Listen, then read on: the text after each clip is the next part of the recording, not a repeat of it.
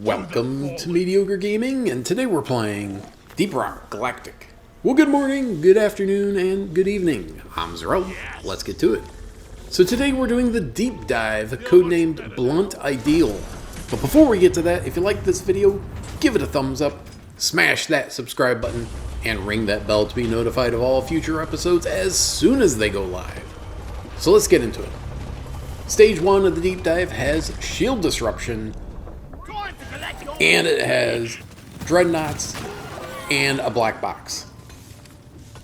So shield disruption means that you have no shields, everything is coming straight off of your health, so you're slowly ticking away to your own demise with every hit that you take. So keep all those enemies at arm's length.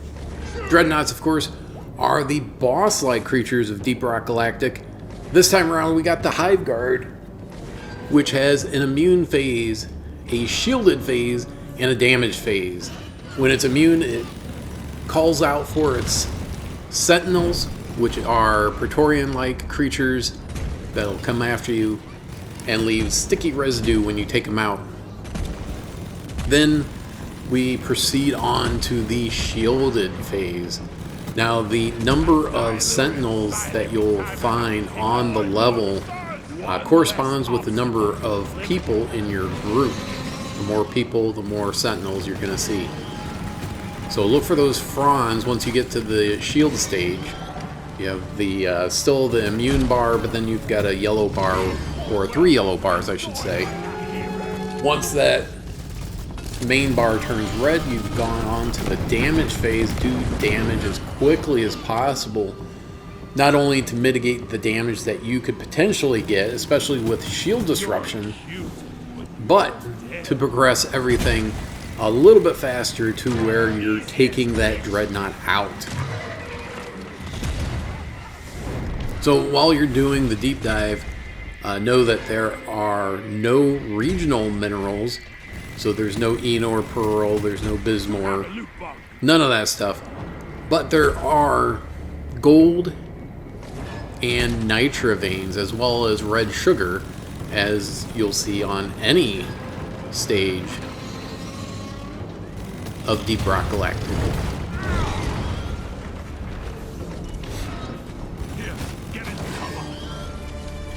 Now, I feel like the Hive Guard is one of the bullet spongiest bosses in Deep Rock Galactic, partially because they do have those Praetorian guards that show up when it goes immune.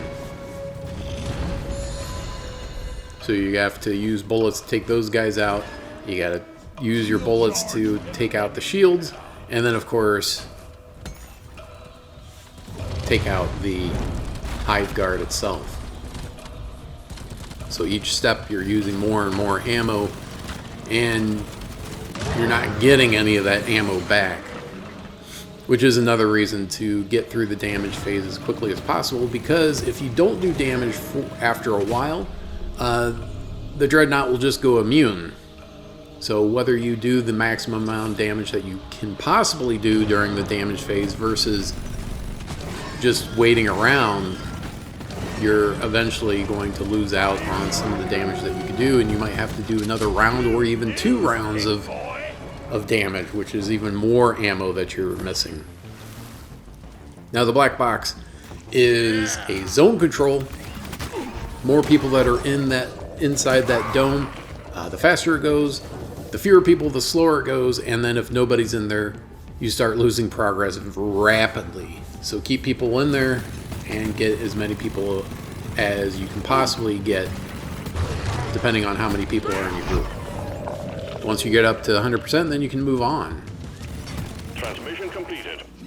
Now, the black box does show up on the minimap or terrain scanner, but you may have to get within a certain range before it will show up.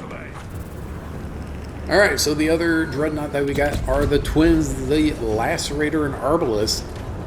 They go immune when they burrow around the stage, which makes it a little bit harder to keep track of them, unlike the other dreadnoughts, which are always somewhere. So you can use your laser pointer to help keep track of where they're at on the stage. And you want to keep those health bars more or less even. If they get uneven, then the one twin will heal the other. So all those bullets you just put into one of them is like you didn't even do hardly any damage. So the Arbalist, of course, likes to stay at a distance and pelt you with bombs and fire. Lacerator likes to get up in your face and shoot you with flames or just melee you. So keep your eyes open for when they pop up. When you start getting a little bit too much damage on one, switch to the other. When their health bar goes gray, you know that they're burrowing somewhere and they can't be shot at. Wait for it to turn red and then hit them. Once one of them's down, it's no holds barred on the last one. Take them out as quickly as possible.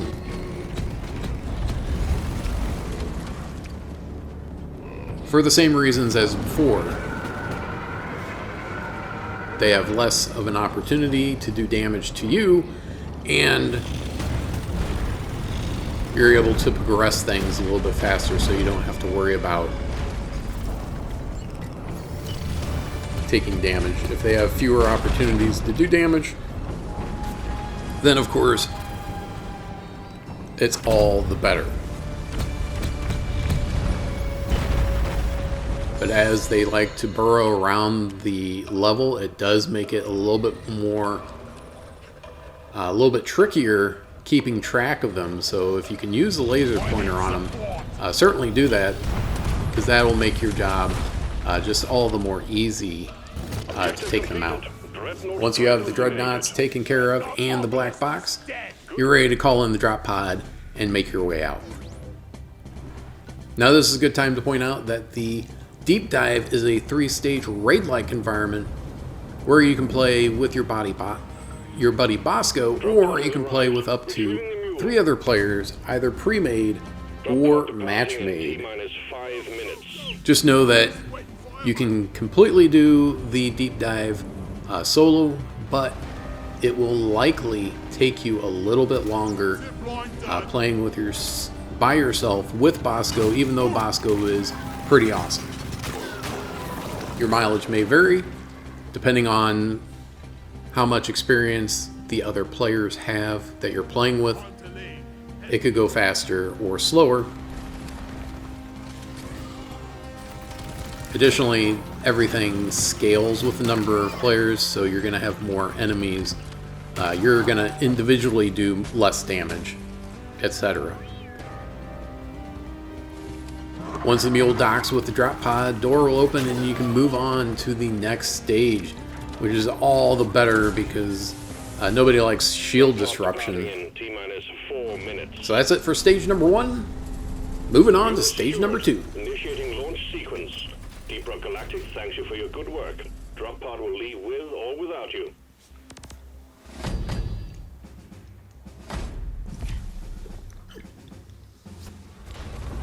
Alright, stage 2 of the deep dive. This time around we have parasites, drill dozer, and crystallized morkite.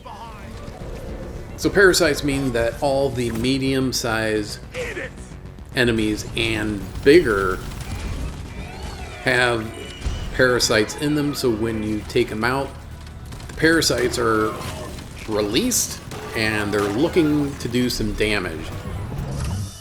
The drill dozer is out of fuel. So they look a little bit like the rockpox critters.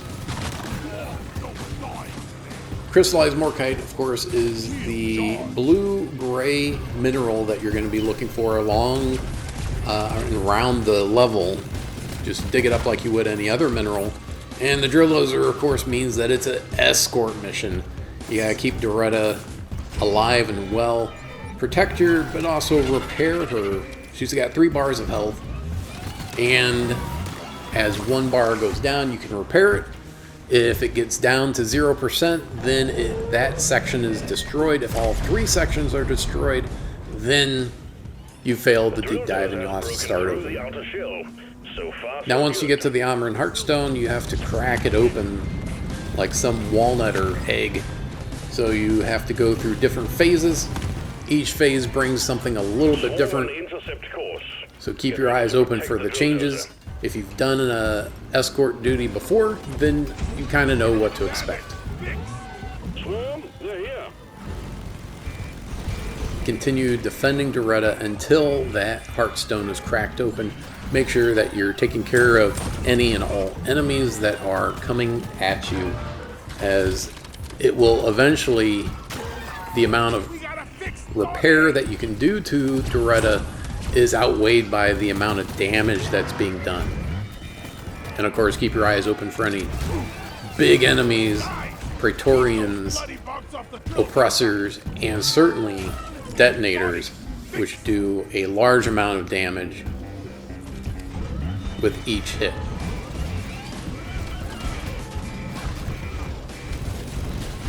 Now once you have the heartstone cracked open, then you just have to attach it to the mule, the back of the mule, and then you can call in the drop pod, assuming that you already have all the Morkite mined. If you don't, you might have to look around, especially around the heartstone. We'll usually have a couple of veins of Morkite that you can dig up. Otherwise, you might have to go back through the tunnel that you've made and look for Morkite there. Objective completed. But once you have the Morkite and the heartstone, call in the drop pod and make your way out. Activated. Time to move on, team. Stage completed. Now this is a good time to point out that everything carries over in the deep dive from one stage to the next. Your gold, your nitra, your ammo, grenades, traversal tools, your health, everything including what's in your pockets. So if things get a little too crazy The mule has been called where back. you've picked up some minerals on the way back to the drop pod but aren't able to put it into the drop pod, it'll carry over to the next stage.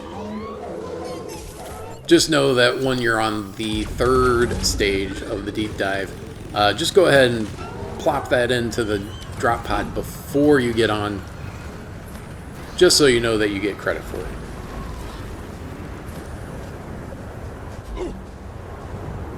Now the Sandblasted Corridor region of Hoxie's is a lot like the glacial region, where there's occasionally storms that reduce visibility and movement speed. So you won't be able to run while the storm is going and blowing. Once it slows down, then you can go ahead and start running again. Make your way back to the drop pod.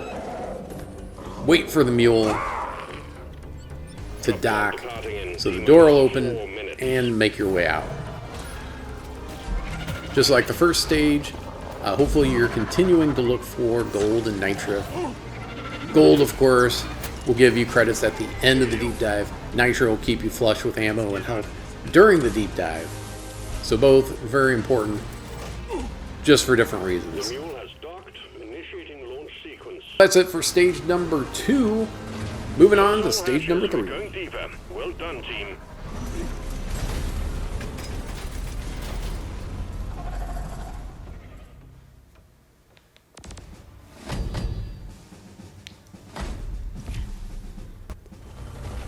Alright, on to the third and final stage of the deep dive. This time around we have no modifier, which is great because the last two were taxing, to be sure. And we have the black box and alien eggs. Alien eggs, of course, you're going to look for the organic matter on the level. Dig in towards the red pulsing light, dig it out, and drop it into the mule. Now you can spawn a swarm with every egg that you pull out. I would say it's about 50-50, but even if you don't get a swarm, you will be spawning some enemies. Just like the first stage with the black box, the third stage is no different. Find the black box on the terrain scanner once you get close enough. Black box found Repair it. and ready. it becomes a zone control. Do not leave the triangulation zone. You have to get that percentage up from where it starts, I would say about 33% up to 100%. Well done. The more people that are in the zone, the faster that progress will be made. The fewer people, the slower it goes. If nobody's in there, you're going to start losing progress, and that's not good at all. Because the progress you lose happens much more rapidly than the progress that you gain. So if you're outside of the circle for 10 seconds, you're going to lose about 20 seconds worth of progress. No more. Especially be careful of stingtails, which can pull you outside of that circle. Your Swiss cheese.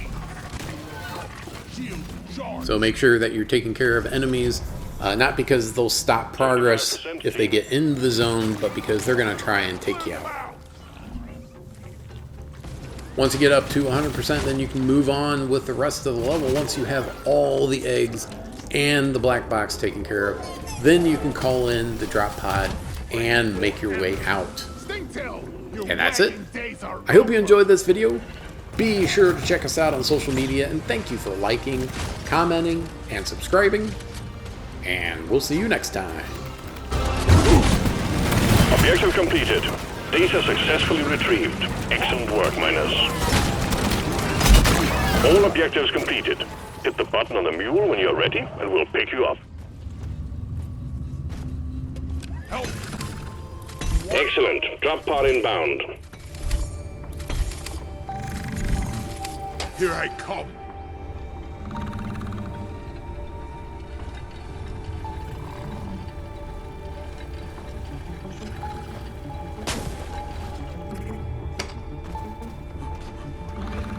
I'm taking some of the ammo. Drop pod arrived. Mule is returning to LZ. Drop pod departing in T-minus 5 minutes. On pace for the first round.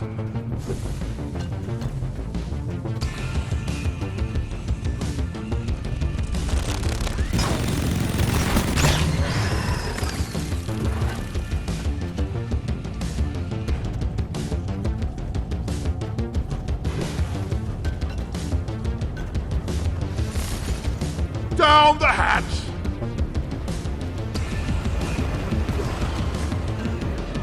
I ordered a resupply! Supply drop has been ordered and is on the way. Die! Resupply ordered! Stand back. Supply pod inbound. Time to restock! Supply pod requisitioned. Launching now. The mule's been successfully retrieved. Make it snappy, team. The drop pod won't hang around forever. Roger that. Supplies are coming.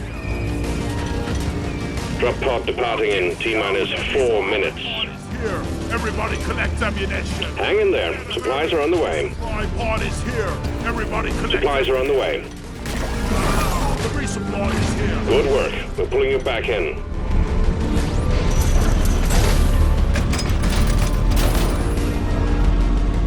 For Carl!